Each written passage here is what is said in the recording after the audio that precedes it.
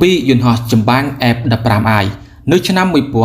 1994កងទ័ពអាកាសអ៊ីស្រាអែលបានបញ្ជាទិញយន្តហោះចម្បាំង F-15I ដើម្បីបំពេញតម្រូវការកងទ័ពរបស់ខ្លួន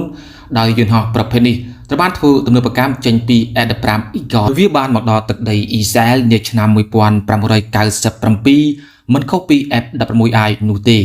F-15I ត្រូវបានធ្វើការ upgrade ដោយខ្លួនឯងធ្វើឲ្យវាមានសមត្ថភាពខុសពី F-15 ដទៃទៀតដោយវាមានទម្ងន់ទទេ 14379 គីឡូក្រាមនិងពេលវាផ្ទុកសពាវុធរួចមានទម្ងន់ 36750 គីឡូក្រាមបណ្ដោយប្រវែង 19.45 ម៉ែត្រកម្ពស់ 5.64 ម៉ែត្រស្លាបប្រវែង 13.5 ម៉ែត្រ